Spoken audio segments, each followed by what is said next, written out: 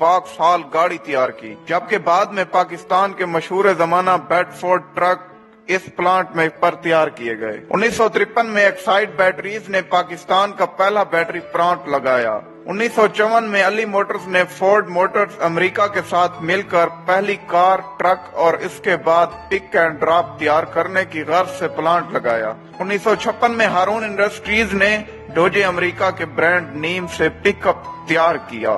1961 میں all one engineering نے پاکستان میں گاڑیوں کے پارٹس تیار کرنے کا جدید پلانٹ لگایا۔ 1962 میں وزیر انڈسٹریز نے اٹالین لمبریٹا سکوٹر کمپنی کے اشتراک سے پاکستان کا پہلا سکوٹر تیار لمبریٹا TV 200 تیار کیا۔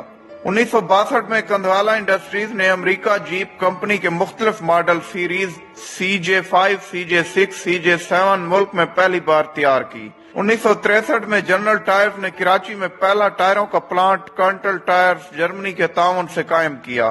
1963 میں ہائسن گروپ نے امریکہ مارک ٹرک کی پیداوار شروع کی۔ 1964 میں رانا ٹریکٹرز موجودہ ملت ٹریکٹرز نے میسی فرگوسن ٹریکٹرز کی ملکی سطح پر پیداوار کا آغاز کیا۔ 1964 میں نیشنل موٹرز کو خٹک خاندان نے خریدا تو وہ کندھارا موٹرز انڈسٹریز بنی۔ 1964 ہی میں راجہ موٹرز نے اٹالین مشہور زمانہ ویسپا سکوٹر کی پاکستان میں پیداوار شروع کی۔ 1964 اٹلس آٹوز نے پہلا ہونڈا موٹر سائیکل کا پلانٹ لگایا۔ 1965 میں جعفر موٹرز نے مختلف آپریشنز جیسے trailer bed, ambulance, fire brigade کے لیے گاڑیاں تیار کرنے کا آغاز کیا۔ 1965 میں مانو موٹرز نے ٹویوٹا گاڑیوں کی مقامی سطح پر پیداوار کی بنیاد رکھی۔ پھر آتا ہے کہانی میں وہ موڑ جہاں سے شروع ہونے والا انٹرول آج تک ختم ہونے کا نام نہیں لیتا۔ 1972 میں تمام آٹو صنعتوں کو قومیہ کر پاکستان آٹو موبائل کارپوریشن کا نام دیا گیا۔ علی موٹرز کو عوامی موٹرز، وزیر اعلیٰ انجینئرنگ کو سندھ انجینئرنگ، ہارون انڈسٹریز کو ریپبلک موٹرز، گندھارا موٹرز کو نیشنل موٹرز، کندھوالا موٹرز کو نیا دور موٹرز، ہائسن کو مارک ٹرک، جعفر موٹرز کو ٹریلر ڈیولپمنٹ کارپوریشن کا نام دیا جاتا ہے، جبکہ رانا ٹریکٹرز کو ملت ٹریکٹرز کا نام دے کر پاکستان ٹریکٹرز کارپوریشن کا ادارہ قائم کیا گیا۔ معذرت کے ساتھ بھٹو صاحب بھی کسی کے منصوبوں پر اپنی تختی لگاتے رہے، جس کی بدولت آج تک ہماری صنعت مکمل بحال نہیں ہو سکی۔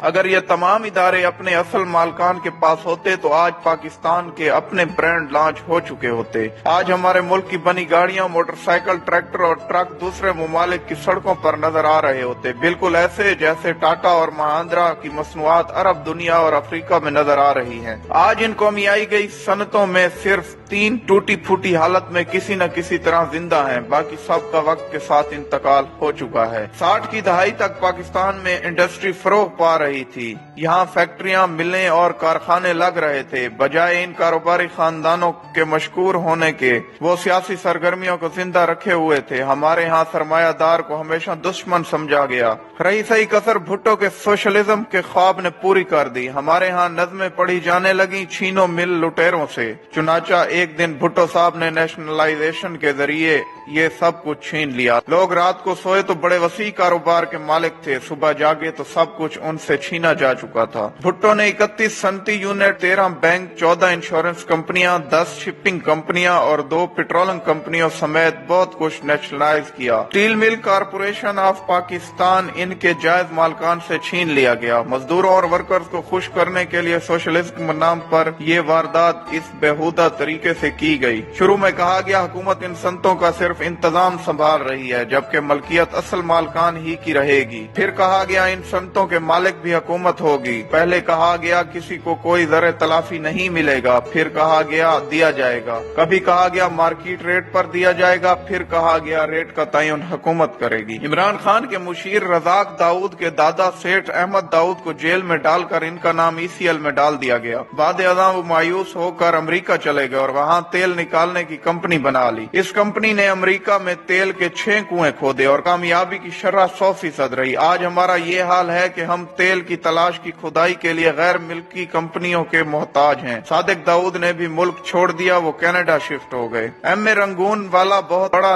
कारोबारी नाम था, वो रंगून से मुंबई आए और क्या में पाकिस्तान के वक्त सारा कारोबार लेकर पाकिस्तान आ गए। वो यहाँ एक या दो नहीं 45 कंपनियां चला रहे थे। इन्होंने भी मायूसी और परेशानी में मुल्क छोड़ दिया और मलेशिया चले गए। गर्ज ये कि तमाम इन्वेस्टर जिन्हें आज हम ढूंढ रहे हैं वो सारे पाकिस्तान छोड़कर मुख्तलिफ ममालिक में शिफ्ट हो गए। मजदूर अब सरकार के मुलाजिम थे, काम करने की क्या जरूरत थी। नतीजा ये निकला, एक ही साल में कौमियाई गई सनत का 80% बर्बाद हो गया। जरी ग्रोथ की शरह 3 गुना कमी वाक़ई हुई, नौबत कर्जों तक आ गई। जितना कर्ज मशरकी और मगरबी यानी मुत्तहिदा पाकिस्तान ने अपनी पूरी तारीख में लिया था, इससे ज्यादा कर्ज भुट्टो हुकूमत ने चंद सालों में ले लिया। खित्ते में सबसे ज्यादा अफरात-ए-ज़र पाकिस्तान में था। अदायगियों के खसारे में 595% इजाफा हो गया। स्टेट बैंक हर साल एक रिपोर्ट पेश करता, भुट्टो ने 4 साल स्टेट बैंक को ये रिपोर्ट ही पेश न करने दी ताकि लोगों को इल्म ही ना हो कि कितनी तबाही हो चुकी है। हम भी क्या लोग हैं, अपनी इंडस्ट्री अपने हाथों से तबाह करके अब हम चीन की मिन्नतें कर रहे हैं कि यहाँ इंडस्ट्री लगाए। दुनिया 40 साल से कंप्यूटर इस्तेमाल कर रही है और हम आज तक एक माउस नहीं बना सके। दुनिया 30 साल से मोबाइल फोन इस्तेमाल कर रही है और हम आज तक एक चार्जर नहीं बना सके। पाकिस्तान का खाना खराब करने में जुल्फकार अली भुट्टो और पीपल पार्टी का